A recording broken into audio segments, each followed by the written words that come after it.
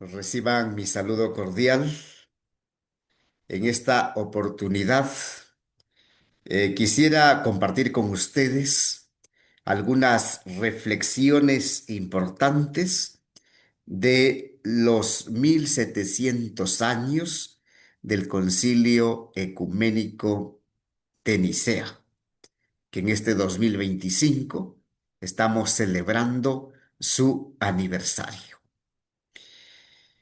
El Concilio Ecuménico de Nicea, celebrado en el año 325 después de Cristo, constituye uno de los hitos más significativos en la historia de la Iglesia. Convocado por el emperador Constantino, en un momento en el que el cristianismo gozaba de libertad religiosa tras siglos de persecución, este concilio buscó dar una respuesta clara y definitiva a la crisis doctrinal provocada por el arrianismo, que sostenía y ponía en duda la verdadera divinidad de Jesucristo. El acontecimiento no solo representa un esfuerzo por preservar la unidad eclesial, sino que también sentó las bases para la formulación del credo, expresión de la fe común de todos los cristianos. Pues al cumplir 1700 años de su realización, la Iglesia invita a renovar la memoria de este acontecimiento fundamental, reflexionando sobre su contexto histórico, los actores que lo protagonizaron, la doctrina que en él se definió y las repercusiones que se han prolongado a lo largo de los siglos.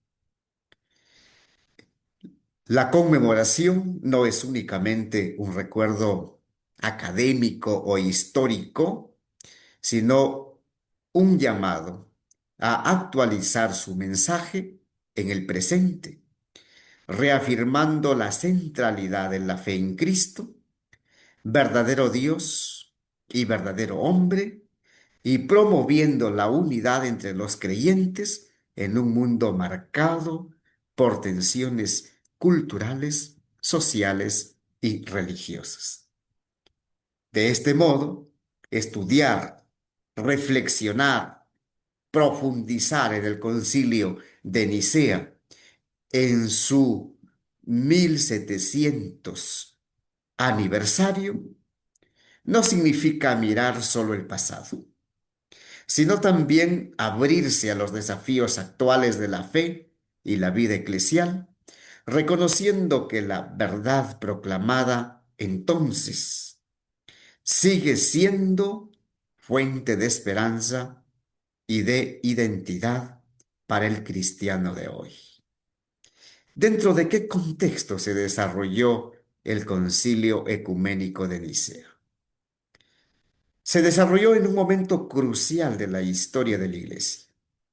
Tras siglos de persecución, el Edicto de Milán en el año 313, que otorgó libertad religiosa al cristianismo, el emperador Constantino, que buscaba consolidar la unidad del imperio y veía que las divisiones religiosas eran un peligro para la unidad política.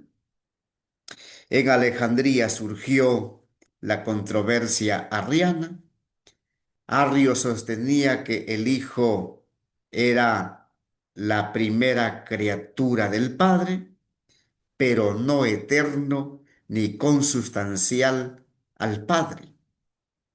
Esto generó gran agitación, pues tocaba el núcleo, lo más fundamental, lo esencial de la fe cristiana, la divinidad de Cristo y la salvación. Se ponía en juego, pues, la salvación mismo de el cristianismo. ¿Y qué cosa dijo el concilio de Nicea?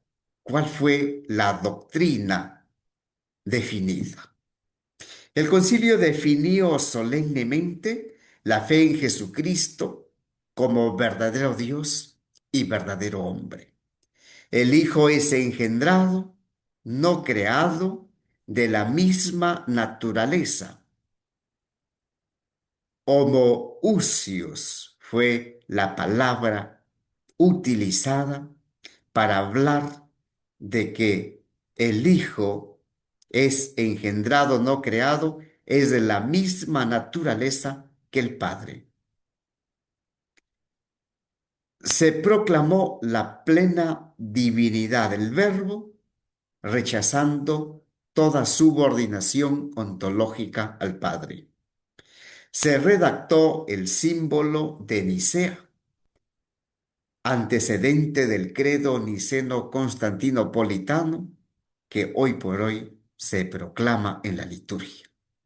También se abordaron cuestiones disciplinarias, la fecha común de la Pascua, el estatuto de los clérigos apóstatas y la jurisdicción de los obispos. Respecto a los actores que estuvieron involucrados en el desarrollo del Concilio de Nicea, encontramos ahí la figura de Constantino, emperador que convocó y presidió el concilio, aunque no definió doctrina, sí garantizó la unidad y autoridad de la asamblea. Arrio, presbítero de Alejandría, cuyo pensamiento desencadenó la controversia. Atanasio, diácono de Alejandría y posteriormente obispo, gran defensor de la divinidad de Jesucristo. Ocio de Córdoba, un obispo hispano, consejero de Constantino, que desempeñó un papel decisivo en la redacción de la fórmula homoousios, es decir, de la misma naturaleza. Los padres conciliares, que fueron más de 300 obispos, principalmente de Oriente, y muchos de ellos confesores de la fe, perseguidos bajo Diocleciano. ¿Cuáles fueron las incidencias del concilio? ¿No? ¿Cuáles fueron las incidencias del concilio? Tenemos la primera incidencia histórica del concilio, la definición cristológica, porque sentó las bases para toda la teología trinitaria y cristológica posterior. Otra incidencia histórica es la unidad eclesial. El concilio fue un hito en la consolidación de la autoridad colegial de los obispos en comunión. Las repercusiones históricas, aunque el concilio condenó al arrianismo, la crisis se prolongó por décadas, mostrando que la recepción de los concilios es todo un proceso. Y la influencia política. Se inauguró un modelo de relación entre iglesia e imperio.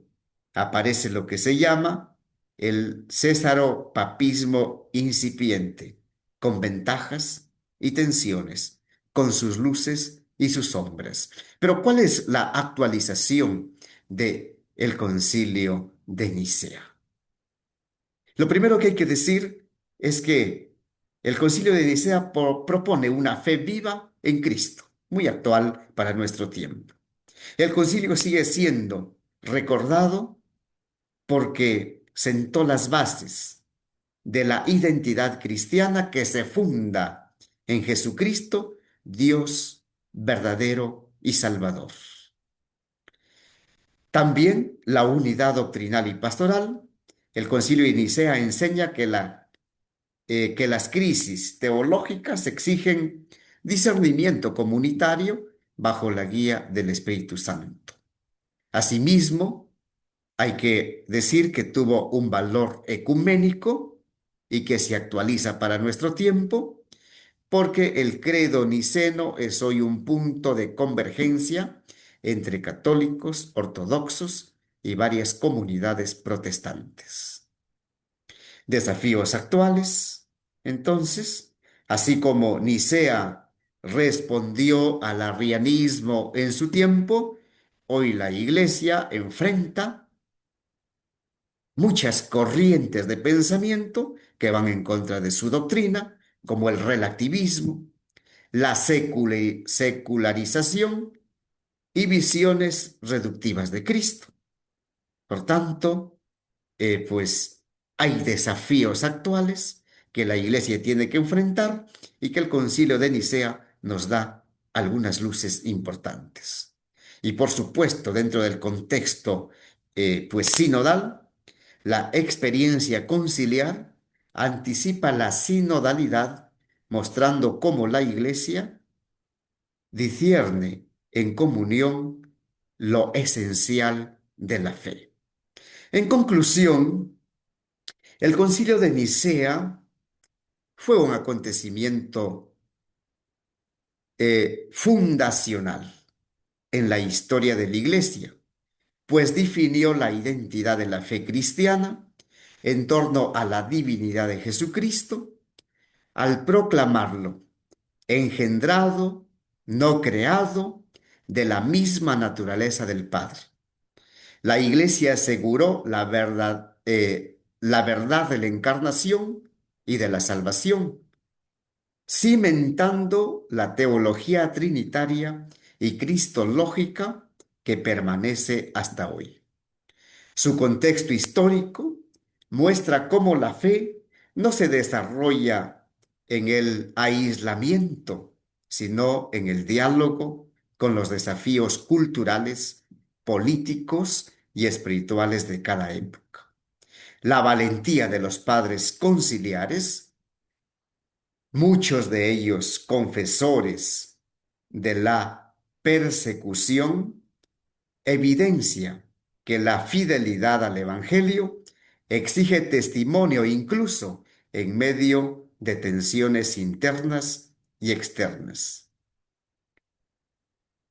A 17 siglos de distancia, el Concilio de Nicea sigue iluminando a la Iglesia.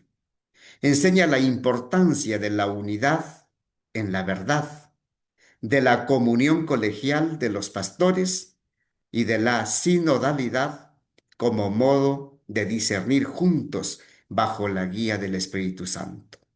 Asimismo, recuerda la necesidad de custodiar el núcleo de la fe frente a los reduccionismos de cada tiempo.